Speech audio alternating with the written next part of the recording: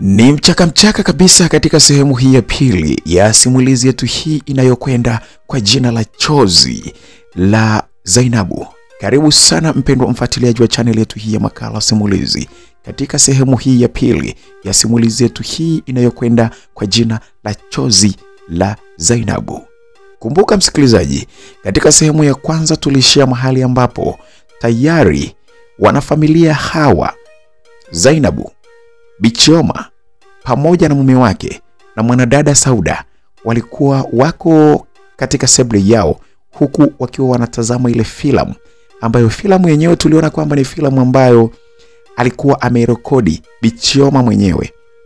Alikuwa ameweka kamera za siri katika nyumba yake, na hivyo akawa ameona matukio mazito sana ambayo mume wake alikuwa ameyafanya na mengine alikuwa amepanga kuyafanya.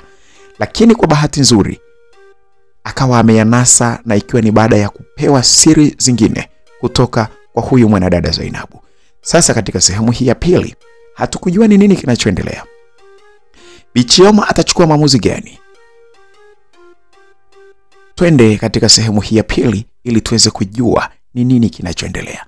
Bwana, msimuliaji wako ni mimi BHB wa makala simulizi, na kukumbusha tu kwamba kama wewe ni mgeni katika channel yetu hii, basi bonyeza neno ambalo limeandikwa subscribe. Liko chini ya video hii, mkono wako wa kulia hapo. Angalia, bonyeza hilo neno ili uweze kupata simulizi hii mwanzo hadi mwisho, lakini pia uweze kupata simulizi zingine mbalimbali ambazo tutakazo kuwekea hewani. Kumbuka, simulizi hapa ni kila siku iendayo kwa Mungu. Karibu katika sehemu ya pili.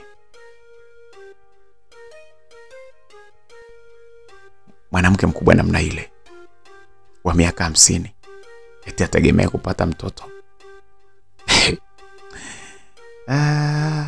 Jamani, si ndo hapo eti mume wangu. Mwanamke yule ni mkubwa, ana miaka 50 kasoro, afu anategemea kupata mtoto na wewe mume wangu. Si mambo ya ajabu hayo sasa. Kila mimba yake ilivyotoka nilikuwa mwenye furaha sana. Aliongeza maneno hayo mwanadada Sauda. Macho ya mume wa Bi Chioma na Sauda yalijaa aibu na mshangao mkubwa, huku mama Chioma sasa akitokwa na machozi. Kilichokuwa kinaonekana sasa katika video ile kilikuwa ni kitendo cha wao kufanya mapenzi katika chumba cha mama Chioma. Kumbe alikuwa bwana ameweka nani kule ndani anarekodi kamera za siri. Mume wa Bi Chioma akasema, Chioma, nisamehe sana Chioma. Mimi ni mume mwenye mke na watoto wawili, na huyu Sauda ni mke wangu. Mimi sikukupenda, bali nilihitaji pesa zako tu. Nimefanikiwa kupata pesa kutoka kwako, na kilichobakia ni mimi na wewe tu, kila mmoja kushika njia zake.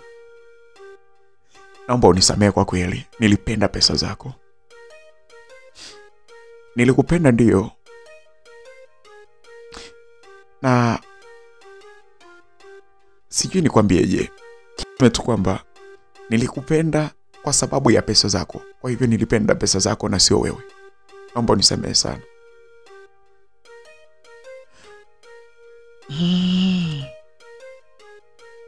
Nisikilize nikwambie. Mimi nilikupenda, ndio maana nilifanya kila kitu, na nisikusikia lolote lile juu yako. Ulikuwa mume mwenye malengo mabaya sana na mimi. Uliharibu ujauzito wangu kwa kuniwekea dawa. Hebu fikiria kama ningetokwa na damu hadi kufa ingekuwaje? Alafu Sauda, wewe pia ni mwanamke. Kwa nini unashiriki kuniumiza? Kwa nini unashiriki kuumiza mwanamke mwenzako kiasi hiki? Aliuliza pale sasa Bi Chioma.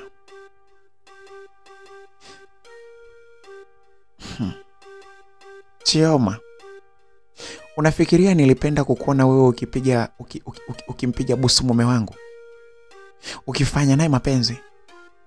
Huyo ni mume wangu wa ndoa. Huwezi kuzaa na mwanaume yani huwezi kuzaa kamwe na mwanaume wangu. Na mwanaume wangu vile vile hawezi kuzaa na mwanamke mwenye umri mkubwa kama wewe. Yani Chioma, wewe ni kwa ajili ya kupata pesa tu. Lakini hakuna mwanaume ambaye ana umri wa mume wangu anaweza kukubali kuzaa na wewe.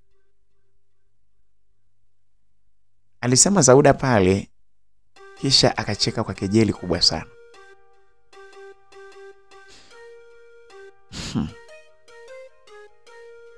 Hivi, unafikiria mimi ni wa kwanza kumpenda mtu mwenye umri mdogo? Wapo wengi wanaoolewa na wanaume waliowazidi zaidi ya miaka hata 10. Nilihisi nimeipata furaha ya maisha yangu, na ndio maana nilimpenda. Lakini sasa kwa sababu mlinuia kunifanyia mabaya, sawa, alisema Bi Chioma pale kwa uchungu mkubwa sana, huku chozi likianza kumbubujika. Tafadhali sana, angalia kwingine, lakini sio kwa mume wangu. Chioma, na kuomba sana uangalie kwingine, sio kwa mume wangu. Sio kwa mume wangu mama. Alisema maneno hayo Sauda, huku akizidi kumkasirisha sana Bi Chioma. Kwa kweli Bi Chioma alikuwa katika hali mbaya sana. Ilikuwa ni hali ambayo kwa kweli mambo yalikuwa yanamuumiza kila mmoja kwa wakati ule. Utanisamehe sana Chioma, sababu muda sio mrefu unaenda kuwa masikini wa kutupwa. Mke wangu Sauda, hebu twende, alisema mume wake Bi Chioma pale. Akamshika mkono Sauda, wakawa sasa wanaondoka. Walipofika mlangoni walikutana na polisi. Mko chini ya ulinzi. Mko chini ya ulinzi kwa kosa la wizi wa pesa na kujaribu kumfilisi Bi Chioma. Pia kufanya jaribio la mauaji zaidi ya mara 5. Chochote mtakachokifanya hapa kitachukuliwa kama ushahidi mahakamani. Alisema maneno hayo afisa mmoja, yani yule afisa wa polisi, kisha akawafunga pingu mikononi. Chioma, tafadhali nisamehe sana na unione huruma. Zainabu, ongea na mama yako hebu nisamehe, alisema mume wa Bi Chioma pale, akiwa amechanganyikiwa. Alikuwa na hali mbaya kweli. Yaani kumtazama ni anaonyesha kabisa kwamba ameanza kuingiwa na woga, naye anaitaka huruma. Mimi sikuwa na jambo la kuongea tena. Nilikaa pale tu nikawa naangalia. Hatimaye Bi Chioma sasa akaanza kusema kwa taarifa yako sasa nikwambie, hizo nyaraka mlizoziiba, hizo ambazo mlizonazo, hizo ni nyaraka bandia. Mtaenda kuozea jela kwa tamaa. Nitahakikisha mnalipa kwa kuharibu watoto wangu tumboni mwangu. Lazima mlipe hizo gharama zote za kumuwaumiza na kuua watoto wangu tumboni. Ni tamaa? Sina msamaha nyinyi, alisema maneno ya Bi Chioma, huku chozi lilikuwa linazidi kumbubujika. Japokuwa alikuwa amejawa pia na hasira sana. Sasa mume wa Bi Chioma na Sauda walichukuliwa na polisi. Walipochukuliwa pale sasa, sisi tuko pale. Zaina, najua unashangaa nimeweza vipi kupata ushahidi wa hili. Uliponiambia sikukuamini kabisa, kwa sababu nilimpenda sana mume wangu. Haikuwa rahisi kuamini maneno yako hata kidogo. Sauda aliletwa hapa na mume wangu akisema anamfahamu, ni mtoto wa rafiki yake baba yake. Akasema ana watoto 2 wanaohitaji msaada, hivyo nilimpa kazi. Nikampa kazi Sauda, nikampa na pesa za kwa ajili ya watoto, kwa sababu alisema kwamba wanaishi kwa dada yake. Sikujua kuwa walikuwa ni watoto wa mume wangu, sikujua kabisa. Na hata hivyo, kama angekuwa ni kwa mfano ni watoto wa mume wangu na akasema kwamba ni watoto wake, nisingekuwa na shida, angenieleza ukweli tu. Kama labda alipata watoto lakini ameachana na mke wake na nini, ningeelewa. Lakini nilikuwa sijui huo ukweli. Maneno hayo aliyasema Bi Chioma pale. Akaendeleza kwa kusema kwamba japokuwa sikuamini, lakini uliposema ujauzito utaharibika alafu kaharibika kweli. Kwa kweli hapo ndipo sasa nilipoanza kuwa na mashaka. Ndio nikatafuta mtu wa kufunga kamera hapa ndani. Ndicho ambacho nilichokifanya. Nilipowaambia kwamba muende sokoni, ndipo zilipofungwa hizo kamera. Nilipata ushahidi, lakini nilihitaji muda wa kutuliza maumivu yangu. Nikawaambia kuwa naenda safari ya kibiashara, lakini haikuwa kweli. Mimi nilienda kutuliza msongo wa mawazo. Na hii ni kwa sababu kama ningechukua maamuzi kwa wakati ule nikiwa na zile hasira kubwa sana, kwenda ningefanya maamuzi makubwa sana. Zainab, asante sana Zainab yani nakushukuru sana kwa kuwa na jicho jema kwangu. Nakuchukulia rasmi kama mtoto wangu wa tatu. Na kuahidi kukupenda maisha yangu yote. Aliongea Bi Chioma, na alipomaliza kusema, mimi sasa nilishindwa kuvumilia. Chozi likawa sasa linaanza kunibubujika tu. Japokuwa sasa mimi nilikuwa ninapitia mateso mengi sana, lakini maumivu ya Bi Chioma yalizidi kiwango jamani. Niliona kabisa maumivu yale yamezidi kiwango aisee. Sasa Bi Chioma alihakikisha kwamba kina Sauda wanafungwa na hatimaye walihukumiwa kifungo cha miaka 25 jela kila mmoja.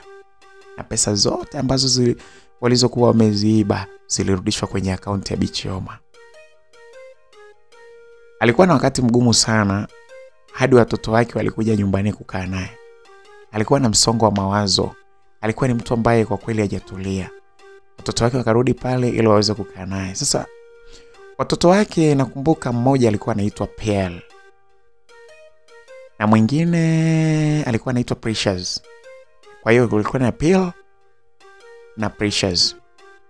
Kwa kweli wale watoto walinishukuru sana kwa kumwokoa mama yao. Precious alikuwa na umri wa miaka kama yangu hivi. Alikuwa sawa na mimi, yani miaka 20. Isipokuwa alinipita miezi michache tu. Na ndio alikuwa mwaka wa mwisho chuoni. Ila sasa dada yake, huyu Pearl, alikuwa ameshaajiriwa na pia alikuwa akichukua degree. Mimi pamoja na wale watoto jamani tulipendana sana na kuwa ndugu. Kiukweli nilianza sasa kufarijika na kuanza kupata faraja mpya baada ya kuona ndugu wale. Kingine nilichokipenda sana, wao walinisupport mimi katika dini yangu ya Kiislamu. Wakati wao walikuwa ni Wakristo. Muda wao wa kuondoka ulipofika, hawakutaka kuondoka bila mimi sababu walinizoea sana. Ndipo mama yao sasa akasema niweze kuongozana nao, kwenda nao, hatimaye mimi niende Ufaransa ili kupata elimu zaidi. Nilishtuka sana. Nilitokwa na machozi ya furaha. Niliona ndoto zangu sasa zinaenda kutimia kielimu, ila kuvuka mipaka ya Tanzania kwa kweli haikuwa ndoto yangu, niseme tu kweli. Sijawahi kuwaza habari ya kuvuka mipaka ya Tanzania. Haijawahi kuwa ndoto niliyoiwaza. Lakini kupitia Bi Chioma nikawa sasa hiyo ndoto nimeletwa katika maisha yangu. Nilimshukuru pale nikamwambia asante sana Bi Chioma. Wewe ni mtu mwema sana kwangu kila kukicha. Nakushukuru sana Bi Chioma. Zainabu, usijali kabisa. Usijali kabisa, kwani bila wewe ningepoteza pesa nyingi sana na kupoteza jumba hili la marehemu mume wangu. Wewe ni zaidi ya mtoto kwangu. Nakupenda tena. Alisema hapo maneno hayo Bi Chioma. Sasa baada ya wiki moja tulisafiri kuelekea Ufaransa. Mimi niliishi nao huko na nilijiunga na chuo cha kina Precious kusomea masuala ya madawa na tiba. Ndoto zangu zilianza kutimia. Maisha ndani ya Ufaransa yalikuwa ni mazuri sana. Dada zangu wawili walikuwa wakinisaidia sana katika mambo mengi sana. Japo haikuwa rahisi kuzoea kwa haraka maisha ya nje ya Tanzania. Nchi ambayo niliyoizoelea na kunikuza japo kwa shida sana, lakini nilikuwa nimeizoea. Nilijitahidi sana katika masomo yangu ili nisimwangushe Bi Chioma ambaye alikuwa na malengo makubwa sana kwangu, ambayo ni kuniona mimi nikiwa natimiza ndoto zangu. Wakati mwingine nilipakumbuka sana nyumbani kwetu. Nilimkumbuka mama na wadogo zangu. Nilifikiria huenda Sani alienda kule na kuambia chochote kilichonihusu, maana ni miaka ilikuwa imepita. Lakini angeliwezaje sasa kwenda kule wakati hajui kama mimi ni mzima? Maana aliniacha katika hali ambayo kiukweli hata yeye aliamini kwamba mimi nimekufa. Kwa hiyo mimi naweza kusema niliponea pale kwenye tundu la sindano. Mama yangu alikuwa akifikiria nini kuhusu mimi? Sani angeieleza nini familia yangu? Lakini niliona hawakuona umuhimu wangu, na ndio maana waliruhusu mimi nipitie makubwa. Yani niliona kabisa kwamba wazazi wangu ndio walichoamua. Hawakuwahi kuona umuhimu wangu, ndio maana waliamua mimi kunipitisha maneno mabaya, kuteswa nini. Tena katika umri mdogo sana. Niliendelea kusoma masuala yangu ya madawa, kwani mimi nilipata usingizi. Nilipata usingizi kidogo sana, kusema ukweli. Mimi nilipata usingizi mdogo sana. Muda mwingi mimi niliutumia kusoma chuoni, maana kozi ile ilikuwa ngumu sana. Yaani kozi ya madawa kwa kweli isikiege tu. Ni kozi ngumu sana. Sasa wakati mwingine masomo yalikuwa ni magumu. Nilitamani kuyaacha, lakini nilipokumbuka jinsi watoto wadogo walivyokuwa wanapoteza maisha kwa kukosa dawa na huduma nzuri pale kijijini kwetu, hasa huduma za kiafya, kwa kweli nilijituma sana. Nilijituma sana ili nije niwe kuwa daktari bora sana ambaye ningesaidia kijiji chetu. Miaka 3 ilipita, ilitubidi sasa turudi nyumbani, maana Pearl alipata mchumba Mtanzania aliyekuwa akiishi Ufaransa aliyeitwa Desmond. Tulirudi kwa ajili ya ndoa yake. Kurudi Tanzania baada ya miaka 3 halikuwa jambo baya, kwani mama Chioma, Bi Chioma, alifurahi sana kutuona sote tu watatu. Maandalizi yaliendelea, hatimaye siku ya ndoa ilifika na watu wengi sana walihudhuria ndoa hiyo. Siku hiyo ya ndoa nilikutana na mwanaume mmoja ambaye aliitwa Ahmed, ambaye alikuwa ni rafiki wa Desmond. Tukabadilishana namba za simu pale. Sasa baada ya ndoa kupita, mama Chioma aliniuliza. Akaniambia, mwanangu, wendi nyumbani kwenu kuiona familia yako? Kiukweli swali hili lilinifanya mimi nistuke, maana sikuwa tayari kwenda nyumbani kwetu kabla ya kwamba mimi sijamaliza elimu ya udaktari. Kwa hivyo aliponiuliza kidogo kama nilipata kama mshtuko hivi, nikamwambia sipo tayari kwa sasa mama. Akaniambia, haya mwanangu, sijali, ila fikiria kuhusu hilo. Baada ya wiki kadhaa za kwa hivyo Tanzania, hatimaye tulirudi Ufaransa, mimi, bi harusi na Precious. Niliendelea kuwasiliana na Ahmed. Tukawa karibu sana, japo hakuna kilichokuwa kikiendelea kati yetu, ila tulifurahia sana ule ukaribu wetu. Ahmed alikuwa kijana mchapakazi, tena Muislamu halisi. Nilijua ananipenda, nami niliridhia. Na tena niliridhia kwa kila kitu. Ila nikamwomba avumilie madhaifu na mapito yangu. Pearl alienda kuishi na mume wake, akatuacha mimi na Precious nyumbani. Precious alikuwa ameajiriwa. Sasa mimi niliendelea na masomo. Nikamwambia Ahmed asubiri hadi nitakaporudi Tanzania, ndio tuanze sasa mahusiano ya kimapenzi. Nilimuomba sana nikamsihi. Na yeye alikubaliana na mimi kweli, akasema atasubiria. Miaka michache baadaye mimi nilimaliza elimu na kupata daraja la juu la udaktari. Niliendelea nifanye kazi kwa muda fulani nchini Ufaransa ili nipate pesa kidogo. Daraja langu la udaktari lilinifanya nipate kazi katika hospitali kubwa nchini Ufaransa. Nililipwa pesa nyingi mno. Nilizitunza ili nitimize ndoto ya kujenga hospitali kijijini kwetu.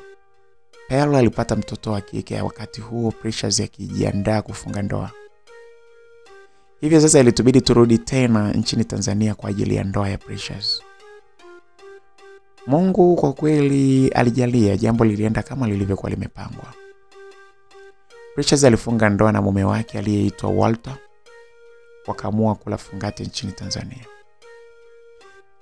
Ahmed naye alikuja tena Tanzania. Alikuwa akinipenda sana na alilisema hilo mbele ya Mama Choma. Ilikuwa ni faraja sana kwangu ujue.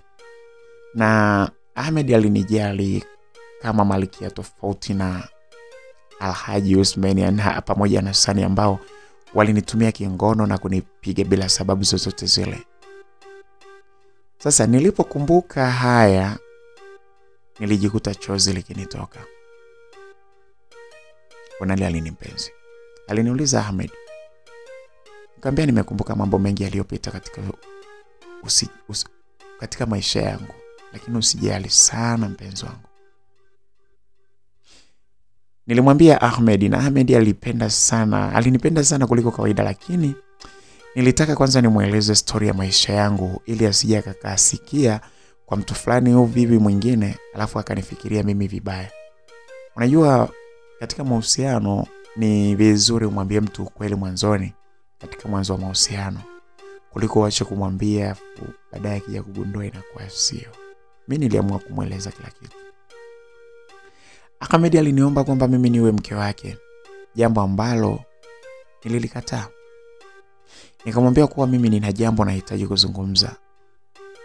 Nikamwambia kuna jambo nahitaji kuzungumza nawe kabla ya kukubali. Akaniambia ni jambo gani hilo? Nikamwambia naogopa Ahmed, sio muda sahihi wa kufanya hivyo. Nilitafuta sehemu tulivu nikamsimulia Ahmed kila kitu.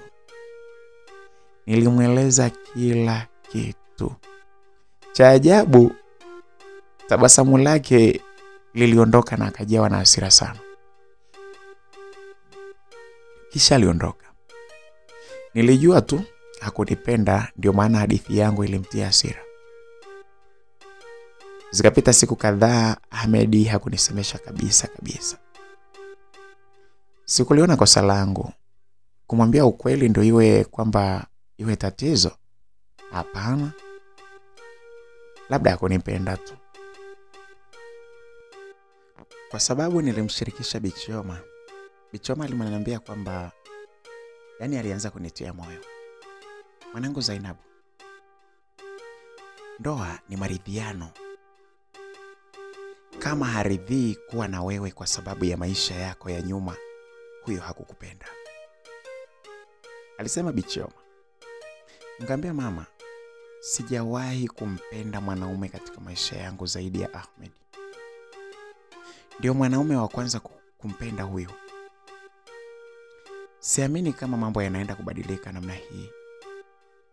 Na light kama ningelijua, nisingelimpa mapenzi yangu. Mwanangu usijali. Usijali mwanangu. Kila mtu anastahili kupenda na kupendwa. Haukukosea kumpenda. Nina imani kila kitu kitaenda sawa. Hata lisikutishe sana mwanangu. Sasa Bichoma alinieleza hivyo. Lakini wakati tukiwa tunaendelea na mazungumzo, tulisikia mlango ukiwa unagongwa. Alikuwa ni Ahmed aliingia ndani. Nilimtazama kwa mshangao huku nikijiuliza ni nini kimemleta pale. Mambo Zainabu, alinisalimia kwa tabasamu. Sikuwa na jibu la kumpa. Nilikuwa kwenye mshangao mkubwa sana. Alinisogelea na kusema, Zainabu, sikuyachukia maisha yako, wala sikukuchukia wewe, bali wanaume waliokutenda unyama wa namna ile. Ni ajabu sana kwa karne hii mwanaume kuwa katili kiasi kile. Zainabu, wewe ni miongoni mwa wasichana wenye moyo usiokata tamaa. Najivunia kujiona ni mwenye bahati sana kuwa na wewe. Nikubalie nikuoe. Wezi amini, nilisimama na kumkumbatia kwa furaha. Bi Chioma alikuwa akitabasamu huku chozi likimlenga. Ahmed, nimekubali lakini siko tayari kufunga ndoa kwa sasa. Nimetunza pesa kwa ajili ya ujenzi wa hospitali kijijini kwetu. Hivyo hadi nitimize ndoto yangu ndipo nitakubali hilo jambo. But I love you so much. Usijali mpenzi. Umenieleza jambo hilo zaidi ya mara 100. Mpaka hapa tunapozungumza ni zaidi ya mara 100 sasa umenieleza jambo hilo. Niko tayari kukupa support ya ujenzi wa hospitali kijijini kwenu. Na pia nitahakikisha Sani anakamatwa kwa unyama aliyokufanyia. Nafurahi sana kuwa na wewe Ahmed. Hata mimi nimefurahi sana kuona wanangu. Nimefurahi sana sana kukuona wewe. Nimefurahi sana kuwa na wewe pia. Hata mimi jamani, niwaambieni kitu. Hata mimi pia nimefurahi kuona wanangu mkiwa kwenye furaha sana. Bi Chioma naye alidakia pale. Zainabu, ni muda mrefu sana hujaenda kijijini kwenu. Hivyo ni lazima ufikirie kurudi sasa. Alisema Ahmed. Upo sahihi. Ni lazima nirudi nyumbani. Nilimjibu pale na mimi. Bi Chioma naye akauliza pale. Mwanangu wewe kwanza. Una hakika upo tayari kwenda kijijini kwa sasa? Ndiyo mama. Nina miaka 10 sasa tokea nilipoondoka kijijini. Nahitaji kujua familia yangu inaendeleaje na pia nijenge hospitali. Najivunia sana kwa kweli kuwa na mtoto kama wewe.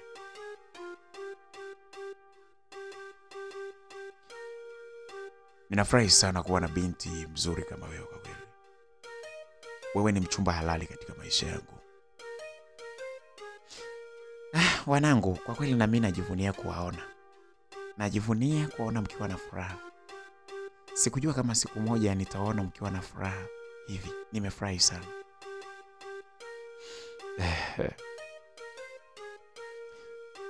Pamoja na yote, lazima kwanza tumpate Sani ili akauze jela kwa ushenzi aliyokutendea Zainabu. Ahmed, sijui anaishi wapi sababu alikuwa amenifungia ndani tu kwa kipindi chote. Siku nikimuona nina imani ataniomba msamaha.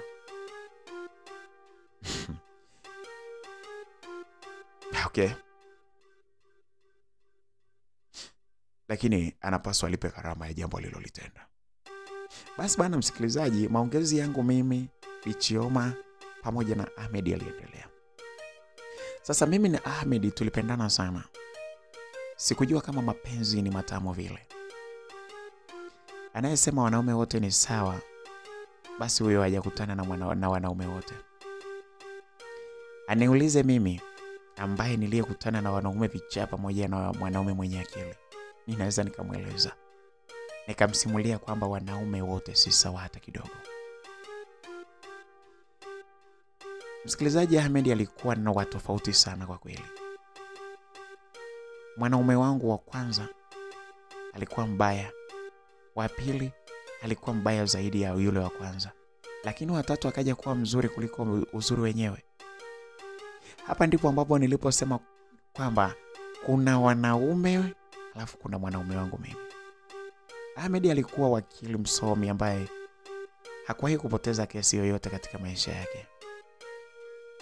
Mimi na Ahmed tulipanga kwenda kijijini, lakini ghafla Ahmed akaniambia kwamba kuna mambo anayeshughulikia kituo cha polisi. Akaniambia kwamba siku moja ataniita kituoni ili nikamwone mteja wake ambaye anamshughulikia katika kesi. Huwezi amini, nilivyoenda nilikutana na Sani ambaye ndiye aliyekuwa mteja mwenyewe. Nilishtuka sana kuona mtu ambaye Ahmed alikuwa akimtetea kwenye kesi alikuwa ni Sani. Nikajifanya kama vile sijamtambua Sani ili nione kama atanitambua. Ahmed alinikumbatia kwa mahaba sana kama kawaida yake. Akanitambulisha kwa Sani. Huyu ni mke wangu mtarajiwa. Anaitwa msikilizaji, kabla hajataja jina nikalitaja jina lingine kabisa. Naitwa Aisha.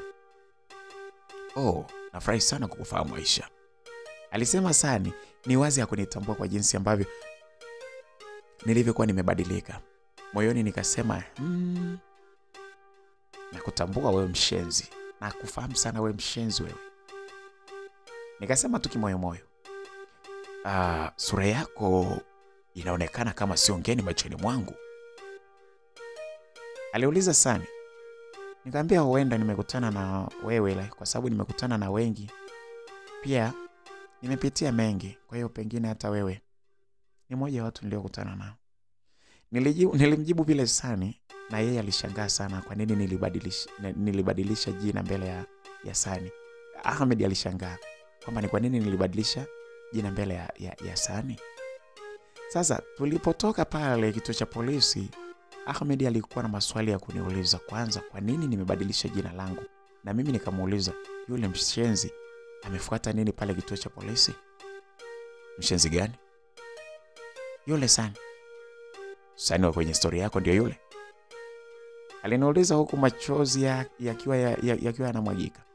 Kila nilipokumbuka jinsi Sani alivyokuwa amenitenda vibaya, machozi yaliendelea kububujika. Ndio, ni yeye. Yule mshenzi ndiye ambaye aliyetaka kuoa. Yani yule ndo aliyetaka kuondoa uhai wangu. Alitaka kuondoa maisha yangu, ni yule pale. Unasemaje? Ahmed alipaza sauti kubwa sana. Nikamwambia ndio. Najiuliza tu amefuata nini pale kituoni.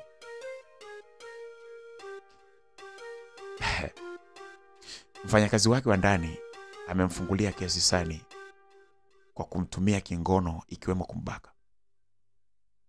Tatizo la aliyemshitaki hana ushahidi, hivyo atashinda Sani. Lakini sasa ngoja nimuonyeshe kuwa elimu yangu haitumiki kizembe. Japo aliniahidi kiasi kikubwa cha pesa. Lakini kama huyu ndiye aliyekufanyia huo upumbavu, subiri ataelewa kwamba mimi nimesoma, na nimesoma kwa ajili ya kazi hizo. Alisema Ahmed maneno haya. Ahmed, umesema atakulipa pesa nyingi, kwa hiyo upo tayari kudhulumu haki kisa pesa? Nilimuuliza sasa pale mimi Ahmed, kwa ajili yako nitakubali kupoteza pesa zote. Nitakubali kupoteza pesa zote ili Sani alipe kwa unyama wote aliowatendea. Safari ya kwenda kijijini ilikufa hapo hapo ili kuhakikisha tu kwamba Sani anafungwa. Mama Chioma alipopata taarifa hii alichanganyikiwa sana, kisha akamwambia Ahmed, huyo mshenzi ameharibu maisha ya wengi sana. Wengi wamekuwa wahanga wa ushenzi wake huyo. Je, Ahmed, utamtetea ili upate pesa au utatenda haki kwa ajili ya mchumba wako? Mama, niahidi kuwa nitahakikisha Sani analipa kwa ushenzi wake. Kwani maneno yangu hayawezi kurudi nyuma hata siku moja mama. Nitakachokifanya ni kuendelea kumtetea. Alafu mwishoni nitamgeuka na kuungana na wakili wa yule msichana. Kisha tutampa ushahidi wa unyama wa Sani. Kwa muda huo mfupi hawezi kutafuta wakili mzuri wa kumtetea hivyo. Na kama tukifanya hivyo, atafungwa kwa kile atakachokisema nimefanya uzembe. Zainabu ndio atakuwa shahidi mwenyewe. kisha tutaenda kwenye ile hospitali ambayo Zainabu alipelekwa, kisha tutachukua taarifa za kitabibu ambazo zitatumika kwa ushahidi wa kesi hii. Alimaliza kwa maneno hayo Ahmed. Bichoma akasema, Ahmed, wewe ni mwanasheria mwenye akili sana. Maana yake San hatoelewa mchezo kama umechezwa na wewe. Hatoelewa kabisa. Sasa siku iliyofuata tulienda kumuona Sani. Tulifanikiwa kuiteka akili yake kuwa hatujamtambua. Alifurahi sana kutuona. Mke wake pia alikuja na kumwomba Ahmed amsaidie mume wake, kwani hana makosa, ni mtu safi sana. Maskini ya Mungu alikuwa ni mtoto mmoja hivi jamani. Nilimuonea sana huruma mke wa Sani, sababu hakujua alizungumzalo. Mwanaume yule alikuwa ni shetani sana, lakini mke wake alikuwa hajui. Siku zilienda msikilizaji, na hatimaye siku ya kesi ilisogea karibu. Ahmed akamwambia Sani kuwa hawezi kuendelea na ile kesi sababu ana matatizo ya kifamilia, hivyo atamleta wakili mwingine mwenye uwezo kama yeye. Kwa upande wa Sani, yeye hakuwa na wasiwasi sababu alimwahidi Ahmed kiasi kikubwa cha pesa. Muda huo Ahmed aliutumia kumweka wakili msomi na mzuri zaidi upande wa msichana aliyebakwa na Sani. Hakutaka kusimama yeye sababu angeonekana kigeugeu. Sasa msikilizaji, kesi ilianza.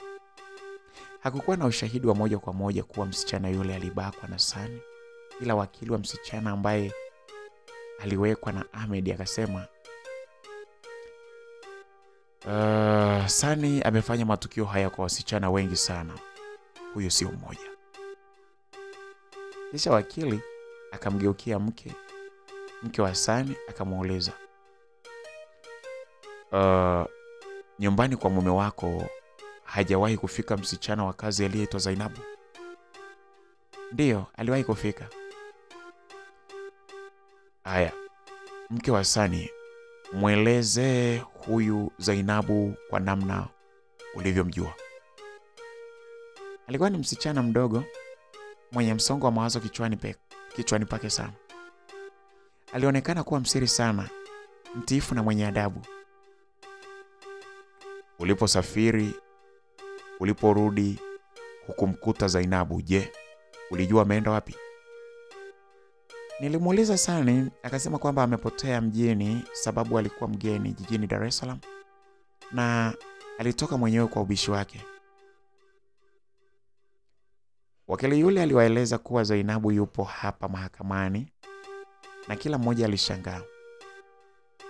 Waliponiona ndipo walipojaa mshtuko. Wote hawakuamini kama ni mimi, maana wakati ule nilikuwa nadhifu sana. Kipindi cha nyuma mimi nilikuwa mtu dhaifu, lakini wakati huu ambapo wameniona nilikuwa dhaifu. Kipindi kile nilikuwa mtu dhaifu, mdogo na mwenye mawazo sana. Hata Sani hakuamini kama mimi niliyekuwa ninaenda kumuona polisi ndiye Zainabu. Mahakama ilizizima msikilizaji. Kila walipotazama na kuniangalia jinsi nilivyokuwa zamani na sasa, wote walishangaa. Zainabu, ieleze mahakama unamfahamu vipi Sani? Jina langu naitwa Zainabu Aliyu. Kwa muda mrefu nilikuwa mtumwa wa ngono kwenye nyumba ya Sani. Hata wewe mke wa Sani ulipokuja wakati huo ukiwa mchumba wake, ulitambulishwa kuwa mimi ni kijakazi. Lakini haikuwa hivyo. Sani kwa msaada wa anko wangu aliyejaa tamaa alikuja kijijini na kunioa. Tulipofika hapa Dar alinigeuka. Akawa ananichapa kwa mjeledi. Nilikuwa na makovu kila kona ya mwili wangu. Alinitumia kila aliponihitaji bila huruma. Baada ya miezi 10 nilipata ujauzito. Akanipa dawa za kutoa huo ujauzito. Nilimuomba sana asifanye hivyo, lakini alisema anipendi hivyo, hataki kuzaa na mimi. Baada ya kunipa zile dawa, nilianza kutokwa na damu, hali yangu ikawa mbaya sana. Sani alinichukua nikiwa nimepoteza fahamu na kwenda kunitelekeza barabarani ambapo niliokotwa na msamaria mwema aliyeitwa Bi Chioma. Asante sana Zainabu. Mheshimiwa hakimu, nina mashahidi wawili ambao ni Miss Chioma na daktari ambaye alimtibia Zainabu wakati huo. Wote hawa wawili walipanda pale kizimbani na kuelezea ukweli. Mke wa Sani alijiinamia kwa maumivu makali ya moyo wake. Hakuwahi kujua kuwa mume wake alikuwa mshenzi kiasi kile. Sote tulikaa kimya kumsikiliza hakimu. Ushahidi wote huu umeonyesha ni jinsi gani Sani ulikuwa ukiwanyanyasa wasichana kingono. Hufai kuwepo katika jamii sababu hakuna msichana ambaye atakuwa salama. Yaani umeenda hadi kufunga ndoa bandia ili utekeleze ushetani wako. Kwa ushahidi huu mahakama imekukuta na hatia. Basi na shaka yoyote, mahakama imejiridhisha kwamba ulitenda makosa haya na utaenda kutumikia kifungo cha miaka 25 jela. Aliyasema maneno hayo hakimu. Sani alilia sana. Alimwomba msamaha mke wake lakini hakusamehewa. Badala yake mke wake alimtazama Sani kwa jicho lenye maumivu. Sani alichukuliwa na askari wa magereza kuelekea gerezani. Nilifurahi sana kwa kweli, sio kwa sababu ya msichana yule bali kwa ajili yangu, sababu haki ilitendeka. Nikiwa nimesimama nilihisi mtu ambaye amenigusa begani. Nilipogeuka nilimwona mke wa Sani akinitazama. Alinikumbatia kwa maumivu huku chozi likizidi kunibubujika. Zainabu, kwa nini hukusema kama ulikuwa ukiishi maisha ya mateso kipindi kile? Kila nilivyokuwa na watembelea. Laiti kama ningelijua mapema nisingelifunga ndoa. Ningejiweka mbali na aibu hii jamani. Samahani mama. Alinipa vitisho kuwa endapo nitasema angeniua, sikuwa na mtu wa kunisaidia katika jiji hili. Lakini hongera sana Zainabu. Umekuwa mwanamke shupavu sana pamoja na yote ulionipitia. Bado umesimama imara zaidi ya jana. Basi msikilizaji, pale sisi tuliongea na kisha tulimwona yule msichana aliyekuwa amebakwa na Sani ya kijana mama yake. Asante sana mwanangu. Bila wewe pengine haki isingepatikana. Mungu akupe baraka zote. Alisema yule mama sasa. Yule ambaye ndo alikuwa mama yake na nani? Mama yake na yule mtoto aliyebakwa. Ni wajibu wangu kumtetea msichana mwenzangu. Yaani mama, huu ni wajibu wangu kabisa kumtetea. Kwani mimi pia ni miongoni mwa wahanga wa tukio kama hilo. Basi msikilizaji, nikawa naongea na yule mama. Sasa wakati tunaongea, mke wa Sani alimshika mkono yule msichana. Aisha, pole sana kwa kila jambo lililokufika. Na kuonea huruma sababu wewe ni msichana mdogo sana. Lakini naomba unisamehe mimi na mtoto wangu. Usiweke chuki kwetu sababu mtenda dhambi ameshahukumiwa. Mama, mimi sina tatizo na wewe sababu hukuhusika na chochote. Uliishi vizuri sana na mimi, ulininunulia nguo nzuri, wala sina kinyongo na wewe mama. Basi walikumbatiana kwa uchungu. Kisha mke wa Sani akasema, nitafuatilia talaka. Kama hutojali Aisha, ningependa niendelee kuishi na wewe ili nikusaidie kutimiza ndoto zako. Nitafurahi sana mama kama nitaendelea kuishi na wewe. Kama nilivyosema, wewe ni mwanamke mzuri sana.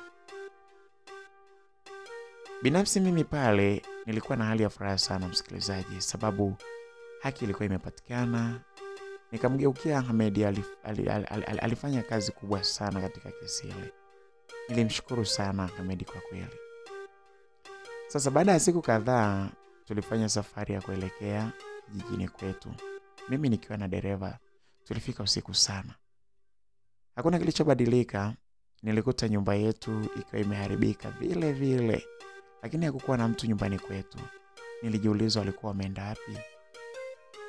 Tulitafuta sehemu ya kulala na kwa bahati nzuri tulipata nyumba ndogo ya kulala wageni pale pale kijijini.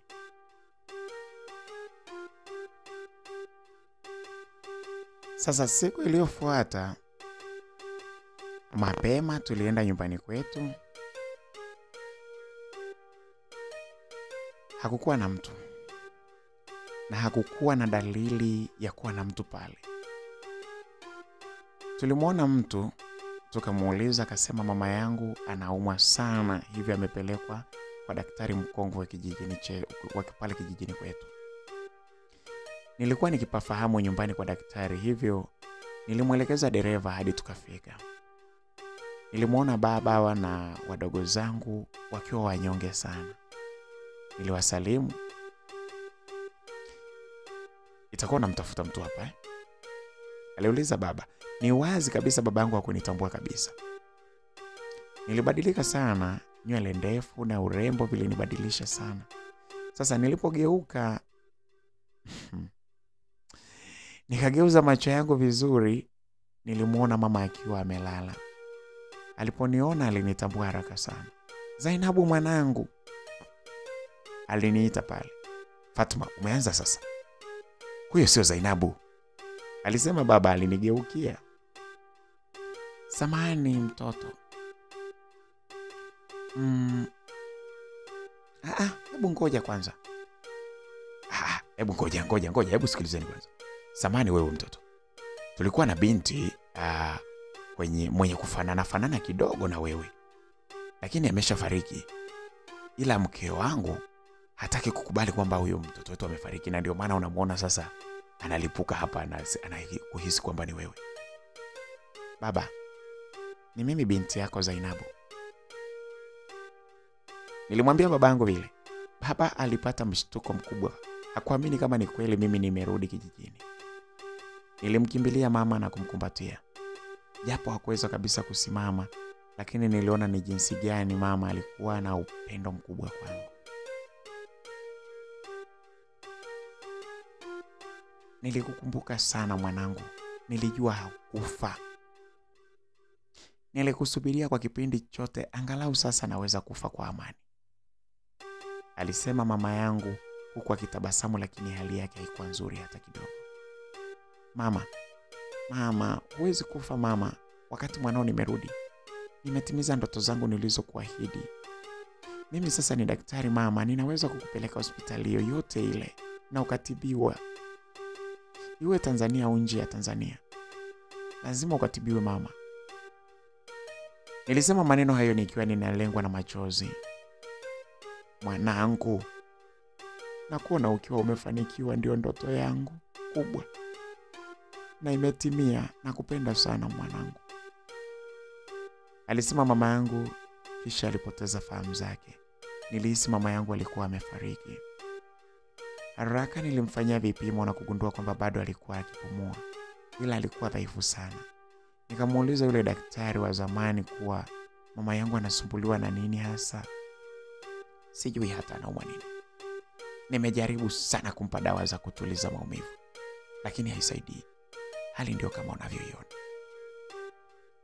Niliwatazama baba na wadogo zangu pale, kisha nikauliza, baba, tatizo ni nini? Mwanangu Zainabu, kiukweli hatujui tatizo ni nini.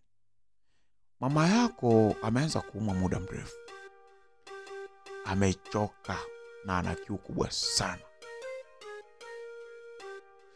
Vidonda alivyonavyo haviponi licha ya kumpatia dawa, alijibu baba.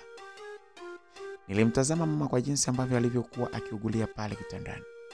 Kwa maelezo yao, nilihisi pengine ana tatizo la kukosa virutubisho mwilini kutokana na njaa na maisha magumu.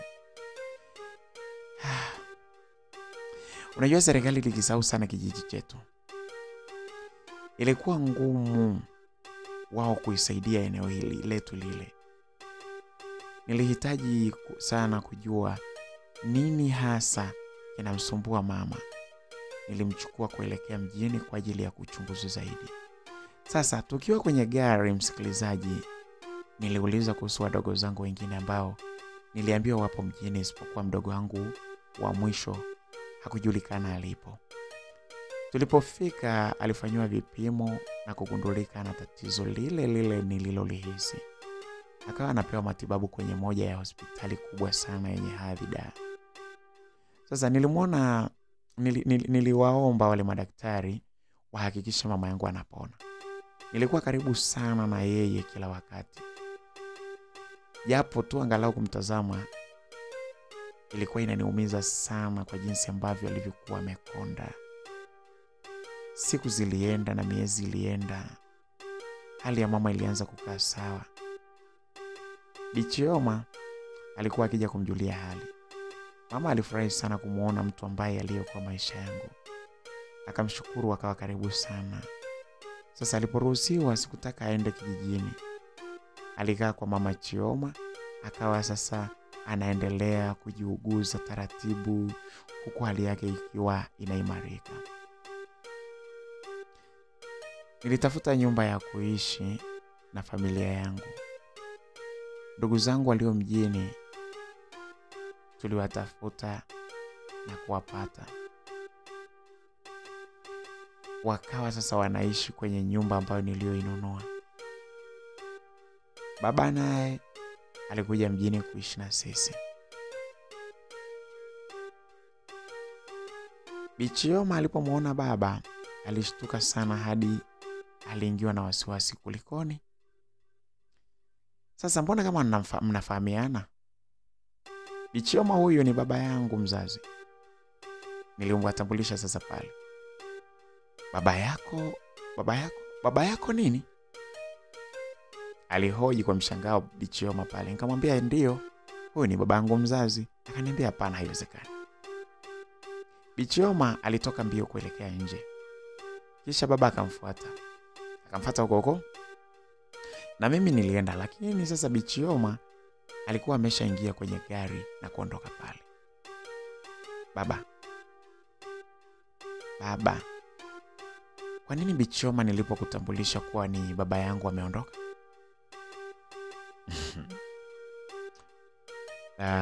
Namfahamu Chioma muda mrefu kabla hata wewe hujazaliwa Zainabu. Nini? Mmefahamiana kabla ya mimi sijazaliwa? Sasa kwa nini amekimbia wakati amekuona rafiki yake wa zamani? Muda huo sasa mama yangu naye alikuja. Mume wangu, unamfahamu vipi huyu mwanamke? Na kwa nini amekimbia alipokuona? Aliuliza mama yangu pale. Fatuma, usijali sana kwa sasa, angalia zaidi afya yako kwanza. Baba, Chioma ni mtu mwema sana. Ni mtu mwema sana kwangu. Mshangao alioupata juu yako hauleti picha nzuri kwangu. Hebu sema kuna nini kati yenu? Sawa Zainabu. Kwa sasa sijisikii kwa kweli kusema chochote kile, ila nitawaeleza, alisema baba yangu pale na kuingia ndani. Niliingiwa sana na wasiwasi juu ya tukio lile, na sikuona mtu mwingine wa kueleza zaidi ya mama Chioma. Sasa ikabidi nikamtafute popote pale, nikamwambia baba amwangalie mama. Nilienda nyumbani kwa Bichioma kwa kutegemea kuwa angekuwa ameenda nyumbani kwake, lakini haikuwa hivyo. Hakuwepo nyumbani kwake. Nilikaa kumsubiria lakini hakutokea. Nikaamua sasa kurudi nyumbani kwangu. Bado nilikuwa na maswali ya kumuuliza baba. Baba, niambie ukweli. Bichioma ni nani kwako? Kwa nini amekimbia alipokuona kama vile ameona mzimu? Kwa nini?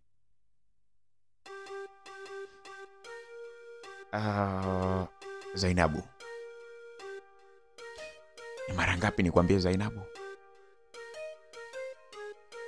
Ni mara ngapi nikwambie kuwa sihitaji kulizungumzia hilo kwa sasa? Lakini baba, hii si kawaida. Amezima simu yake, hayupo nyumbani kwake. nina imani lipo jambo kubwa ambalo unalolificha baba. Usijali mwanangu. Kila kitu kipo sawa na huenda ameshtuka kuniona baada ya miaka mingi kupita. Unamfahamu vipi baba kwani? Yaani unamfahamu vipi Bichioma? Oh, Zainabu, nimechoka sasa. Nahitaji kupumzika sasa. Swali hilo kila saa. Si nimekujibu, nimekueleza sihitaji kuongea sasa hivi. Msikilizaji, babangu aligoma kuniambia muda ule. Sasa siku iliyofuata nilienda nyumbani kwa Bichioma. Bahati nzuri nilimkuta, lakini alionekana kuwa mwenye mawazo sana kama ambavyo alivyotoka ile jana. Ikabidi sasa nimuulize, Bichioma, tafadhali naomba unijibu, unamfahamu vipi baba? Na kwa nini ulipomwona ulikimbia? Kuna nini kati yenu?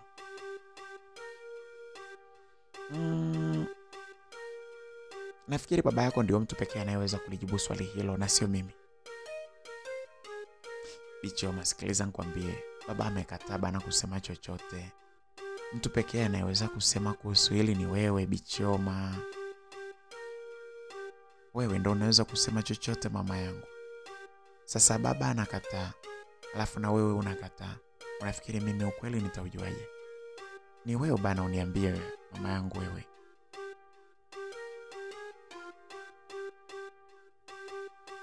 Msikilizaji, licha ya kumbembeleza lakini aliendelea kukataa kusema. Nikaona ni bora niondoke. Wakati nafika mlangoni nilisikia sauti iliyonifanya nisimame. Miaka mingi iliyopita nikiwa kijana nilikuja hapa Dar es Salaam kwa maelekezo ya shangazi yangu. Lakini bahati mbaya alikuwa amehama bila kunipa taarifa. Sikujua niende wapi na sikujua nitarudi vipi kijijini kwetu. Nilianza kuzunguka kwenye mitaa kutafuta msaada bila mafanikio. Sikujua wapi ni sehemu salama kupita, wapi ni sehemu mbaya kupita. Nilijikuta nikipita sehemu mbaya, nikakutana na vijana wakataka kunibaka. Bahati nzuri baba yako alikuja na kunisaidia. Baba yako alinisaidia, akaniuliza kwamba ninaishi wapi. Nikamwambia sina mahali pa kwenda wala hakuna niliyekuwa ninamjua. Akaniambia atanisaidia, akanipeleka kwake. Tukawa sasa tunaishi pamoja, tukaanzisha mahusiano ya kimapenzi. Kusema ukweli, baba yako alikuwa mtu mzuri sana, lakini baada ya miezi miwili alipewa taarifa kuwa kaka yake anaumwa. Akalazimika kurudi kijijini na kuniacha mjini. Nilimsubiria lakini hakurudi tena mjini. Niliishi na chuki dhidi yake hadi jana nilipomwona tena baada ya miaka mingi kupita. Msikilizaji, jinsi alivyokuwa akizungumza, niligundua alikuwa ni mwenye maumivu makali sana kwenye moyo wake.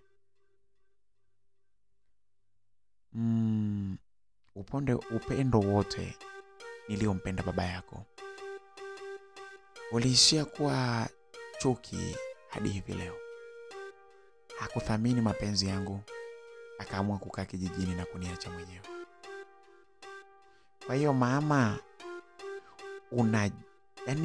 unajuta ni kwa nini ulinisaidia? Nilimuuliza pale sasa Bichioma. Zainabu, wewe hauna kosa lolote kwa makosa ya baba yako. Nakupenda kama mwanangu na unalijua hilo. Sidhani kama ipo sababu ya mimi kuongea sana kukueleza kuhusu jambo hilo. Ni jambo ambalo naamini unalielewa vizuri. Basi msikilizaji, mama alipoongea vile nilimkumbatia Bichioma vizuri pale, huku chozi likiwa likimtoka kwenye macho yake. Niligundua alikuwa katika hali ya maumivu sana. Niliporudi nyumbani, mimi pale nilihitaji kuzungumza na baba yangu sasa, sababu mama alikuwa katika hali ya uangalizi ili apone. Sikupenda ajue. Mama aliniuliza kuhusu hali ya mama Chioma. Nikamwambia yupo sawa, anataka kujua alichosema mama Chioma, ila kutokana na hali yake ilibidi nimpige chenga. Mama alingangana sana kuniulizia tena, lakini nilimkwepa kwa kila namna ili nisimwambie. Nilimletea matunda na vyakula. Nilichagua vyakula ambavyo anavipenda sana mama, kisha nilimwacha chumbani nikaenda sebuleni kuzungumza na baba.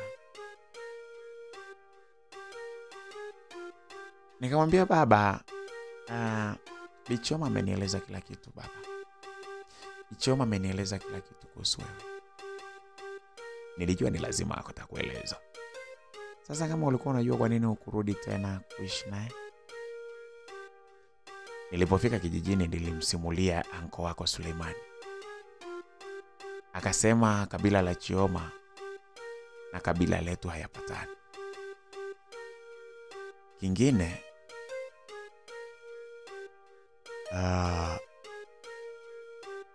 yeye alikuwa Mkristo na mimi Muislamu. Sikuwa na sababu ya kurudi tena mjini kwa ajili yake. Hata kama baba hakutumia njia nzuri, kumtelekeza haikuwa suluhisho. Ulitakiwa kumweleza ukweli na kujua mnafanya nini. Najua hivyo Zainabu. Nitafanya hivyo. Nitafanya hivyo ili ikae vizuri. Msikilizaji, nilikuwa naona kama baba sasa pale ananitania. Sasa siku iliyofuata baba alienda kwa Bi Chioma kumuomba msamaha. Lakini aliporudi aliniambia kuwa Bi Chioma hakumjibu chochote. Sio rahisi mwanamke akusamehe mtu ambaye uliyemtelekeza tena akiwa anakupenda. Ilikuwa ni sauti ya mama ikiwa inakuja sebuleni. Sote tulishangaa. Ina maana mama ulikuwa ukijua hili jambo siku zote? Niliuliza sasa kwa mshangao pale. Baba na mtoto, mimi sio mjinga. Mlipokuwa mnaongea jana, nilisikia kila kitu. Kwa hali aliyonayo kwa sasa, anahitaji kutulia ili kupoteza maumivu na machungu yake. Hamtakiwi kumfuata kabisa, alisema mama yangu pale. Sasa mimi nilikubaliana na mawazo yake. Nikaona sawa. Basi baada ya wiki moja, Bi Chioma alikuja kule nyumbani kwangu. Akaomba kuonana na mama na baba. Mama alimsalimia, wakasalimiana, lakini baba salamu yake hakuitikia. Kisha akasema ana jambo anahitaji kuzungumza. Sote tulikaa kumsikiliza. Baada ya baba yako kunikimbia, aliniacha nikiwa mjamzito.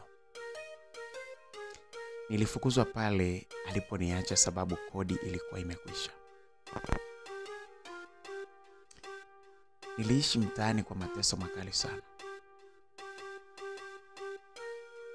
Sikutaka kurudi kijijini kwetu sababu sikutaka kupata aibu ya kuzaa mtoto bila baba. Niliamua kukomaa mjini. Ndipo nikakutana na mume wangu aliyefariki.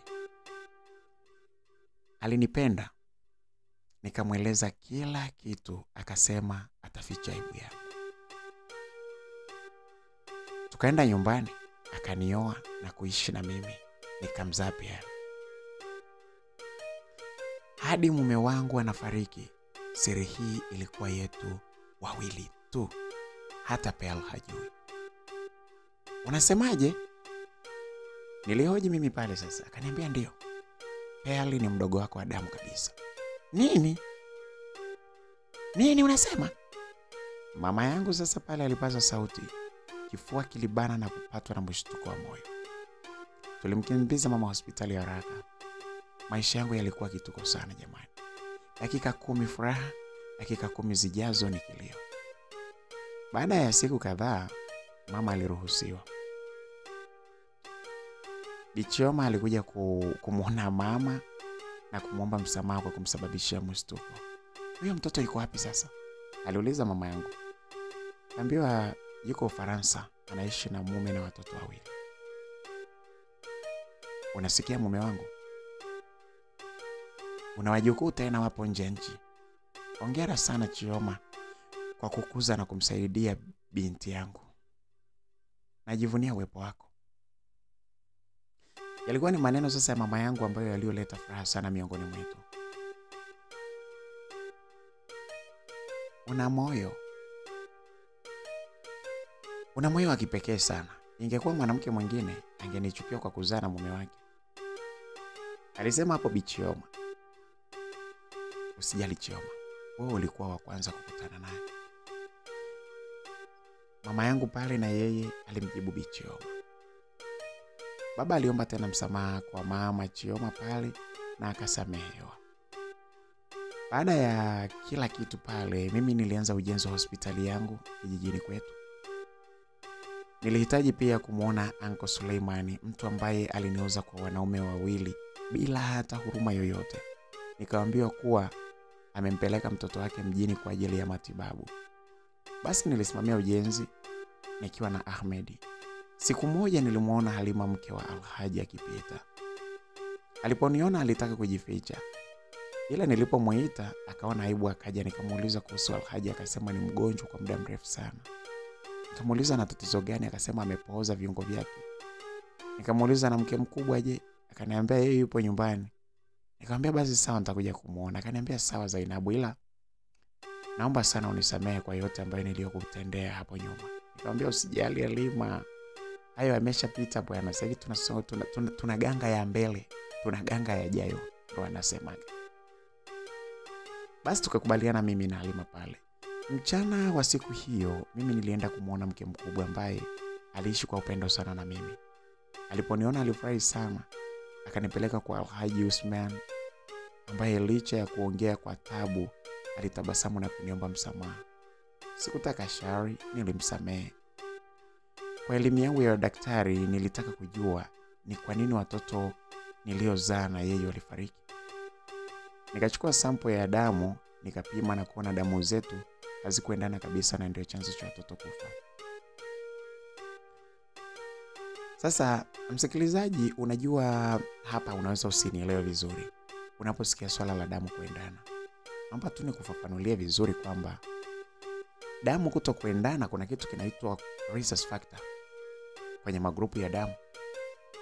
Sasa kwenye magrupu ya damu inapotokea mmoja akiwa na rhesus factor positive mwingine akiwa negative, alafu ikitokea kwamba watu wakaoana, basi kuna uhatari mkubwa sana wa watoto wao kutokukaa pamoja. Sasa kitaalamu hapa nikitaka kukuelezea tunaweza tukasumbuana. Lakini wewe naomba uelewe hivi kwamba rhesus factor negative na positive wao watu wakikaa pamoja, kuna uwezekano mkubwa kwamba hata kama mtoto akiishi ni mmoja tu, lakini watoto wengine wote, mimba zingine zote zitafa. Na mtoto anaweza akafia tumboni au akafa mapema tu baada ya kuzaliwa. Sasa ndicho nilichokiona kwamba damu yangu mimi na yeye zilikuwa ziko tofauti. Sasa siku iliyofuata nilisikia Alhaji Usman amefariki. Mke mkubwa alinishukuru sana kwa kumsamehe kabla ya kifo chake. Baada ya muda hospitali yangu ilikamilika, nikaipa jina la Zainabu Hospital.